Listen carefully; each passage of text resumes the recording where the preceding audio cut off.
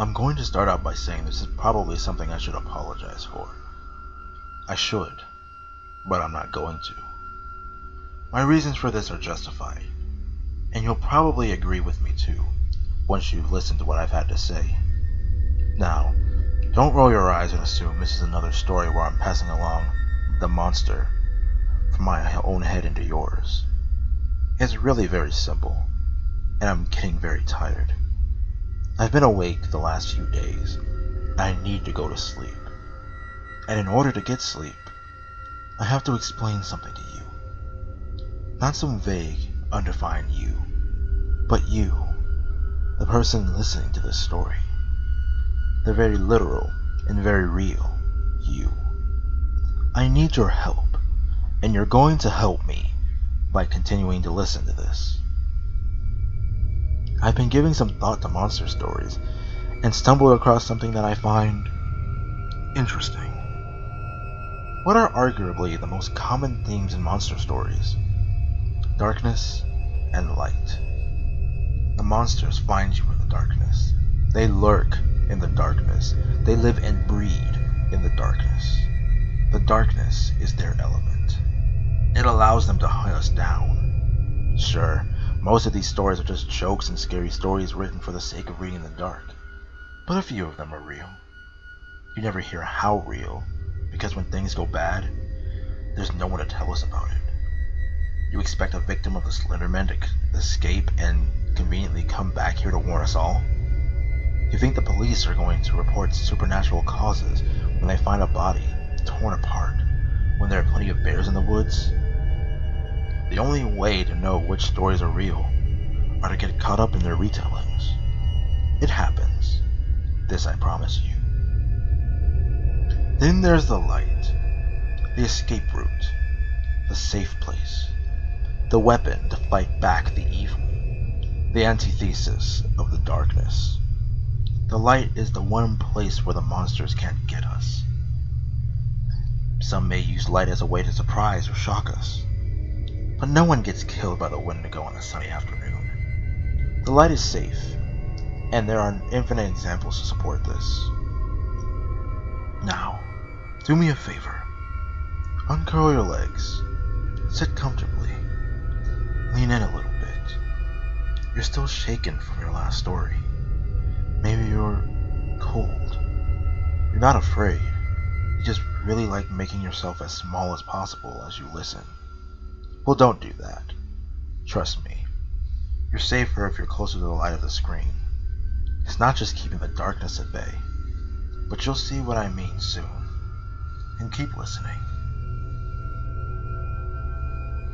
So there's light and dark. You're wondering, what's the big deal? Am I going to tell you to re-listen to each part of the story for a cryptic message? Don't do that. This isn't that kind of story. This is the kind of story where I help you see a pattern. Humans are afraid of the dark for a reason. With the absence of light, we are easy prey. We'll never see a threat coming. We sleep at night hoping that in the morning, any danger will have passed us by. Not knowing means having no reason to be afraid. We're still vulnerable when we sleep, but awareness of a threat really makes the threat worse, in my experience. Now think about this. There are not many stories in which a monster attacks someone who never knew about it. There are some, but none are true. The true stories share a few common themes of their own. The monsters can only find you if you know about them. And the more you know about them, the more danger you will be in. When has there ever been an ancient scroll that struck you dead after reading the first line? You have to read the whole thing before you're in any danger. You're only stalked by a ghost after listening to their whispers and figuring out what they're saying. If you ignore them, they can only annoy you. The old doll only steals your soul after you've learned about its gruesome origins. There are a million of examples. The point is that knowing about the monster allows it to find you. It makes you a target. Now I've got to thinking about this. Monsters are all denizens of the darkness. But what would it take for a monster to exist in the light? It's not the dark that kills you. It's the fact that you can't see them coming. And it is very possible to be blinded by light.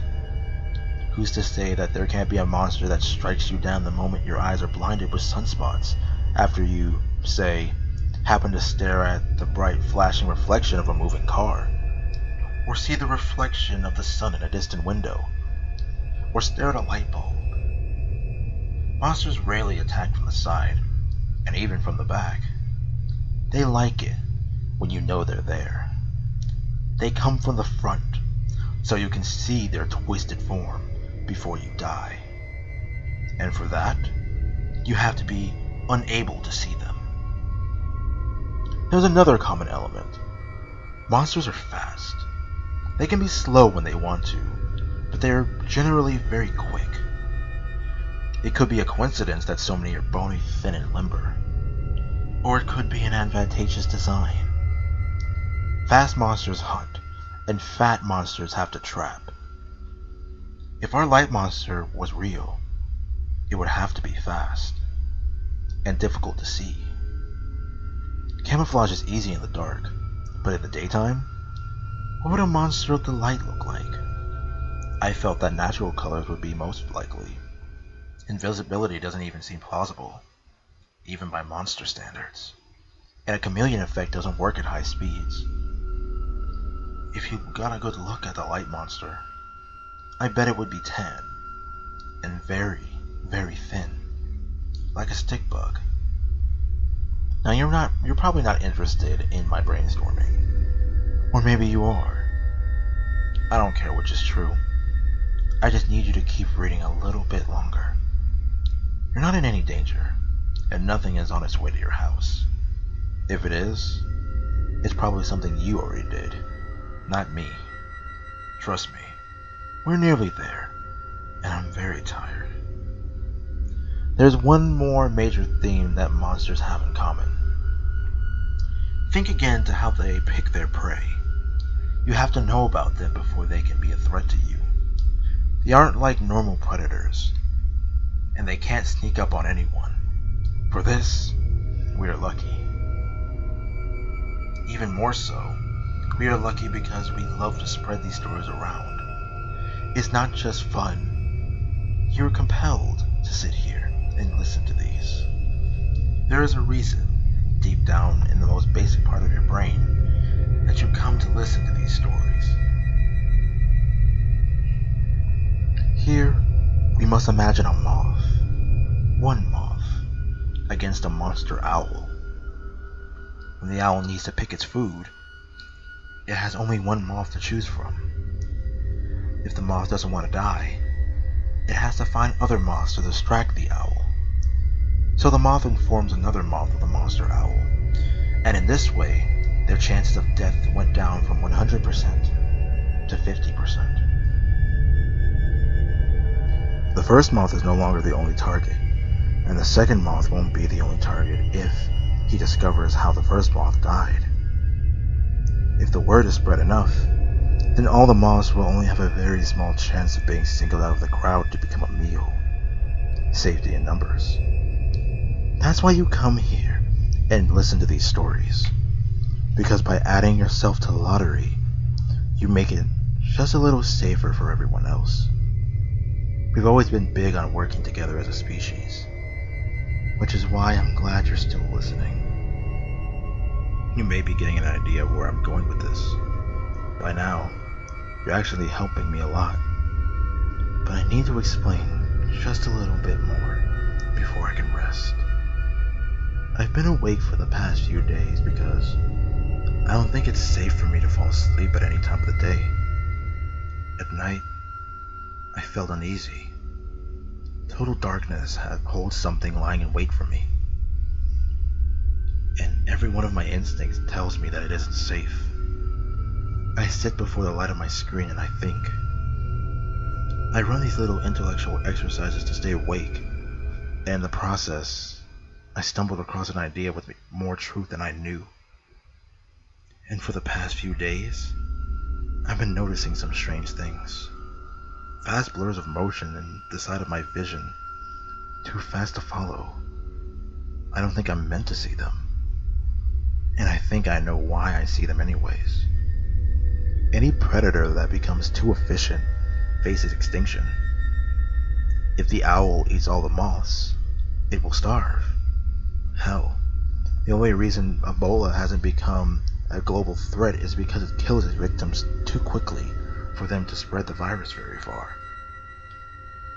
So our efficient predator no longer has a pool of prey to choose from. Anytime new prey is discovered, it is killed before it can spread the word to others. The predator is weak, and it's getting desperate. It can't keep up like it used to, but it is still very hungry. So I think now you can guess why I should apologize here. But I don't think I'm doing anything that I'm not meant to do.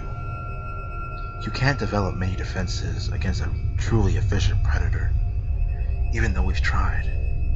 We're fast, we're strong, and we're smart. The only thing the moth can do is increase the size of its flock as much as possible and hope probability doesn't show him any favor.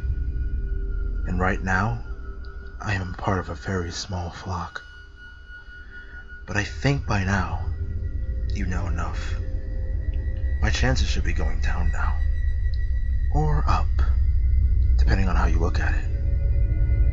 I'm going to take my chances and get some sleep. It's getting bright outside, but if I rest up now, I can make it through another night safely.